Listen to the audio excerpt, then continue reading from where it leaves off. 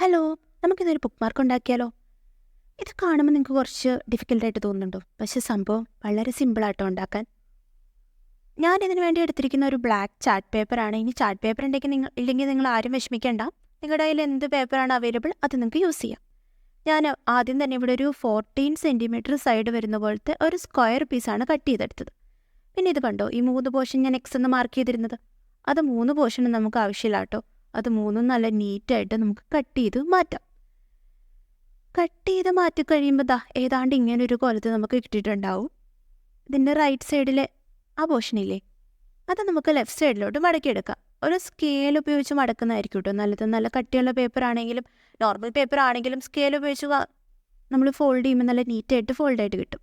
അതുപോലെ തന്നെ ഈ ലെഫ്റ്റ് സൈഡിലെ പോർഷൻ ഇതുപോലെ റൈറ്റ് സൈഡിലോട്ടും ഫോൾഡ് ചെയ്ത് കൊടുക്കാം. ഇനി ഞാനിവിടെ വീഡിയോയിൽ കാണിച്ചിരിക്കുന്ന പോലെ ആ പോർഷൻ മാത്രം ഫെവിക്കോൾ വെച്ചിട്ട് സ്റ്റിക്ക് ചെയ്ത് കൊടുക്കുക. ആ ഒരു പോർഷൻ മാത്രമേ സ്റ്റിക്ക് ചെയ്യാവുള്ളൂ, പ്രത്യേകം ശ്രദ്ധിക്കാം. ഇനി ഇതിൻ്റെ ഭംഗി കൂട്ടാൻ വേണ്ടി നമുക്കൊരു ബട്ടർഫ്ലൈനെ ഉണ്ടാക്കിയെടുക്കാം. പടം വരയ്ക്കാൻ അറിയാത്തവർ ഒട്ടും വിഷമിക്കേണ്ട, അതിനാണല്ലോ ട്രേസിങ് മെത്തേഡ്. ഇഷ്ടമുള്ളൊരു ബട്ടർഫ്ലൈനെ ട്രേസ് ചെയ്തെടുക്കുക. ഞാനിവിടെ ബ്ലാക്ക് ജെൽ പെൻ വെച്ചിട്ടാട്ടോ ഔട്ട്ലൈൻ കൊടുക്കുന്നത്. ഒരു കാര്യം മാത്രം ശ്രദ്ധിച്ചാൽ മതി, ബട്ടർഫ്ലൈയുടെ വലിപ്പം നമ്മുടെ ആ ബേസ് ബ്ലാക്ക് പോർഷനെക്കാട്ടിലും ചെറുതായിരിക്കണം, അല്ലെങ്കിൽ അതൊരു ഭംഗി ഉണ്ടാവില്ല.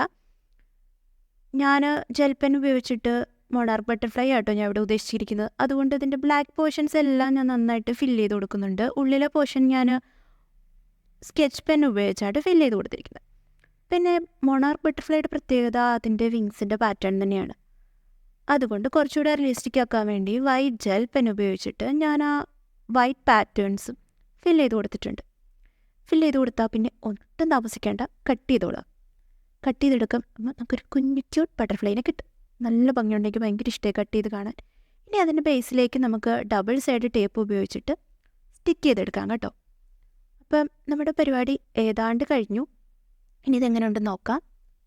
എനിക്കിത് നല്ല ഇഷ്ടമായി. നിങ്ങൾക്കിത് ഇഷ്ടമായോ എന്ന് കമൻറ്റ് ചെയ്യണം കേട്ടോ. അപ്പം ഇനി ഇതുണ്ടാക്കി ഫ്രണ്ട്സിൻ്റെ അടുത്തൊക്കെ പോയി ഷൈൻ ചെയ്തോളൂ. വീഡിയോ ഇഷ്ടമായാൽ ലൈക്ക് ചെയ്യുക, സബ്സ്ക്രൈബ് ചെയ്യുക. താങ്ക്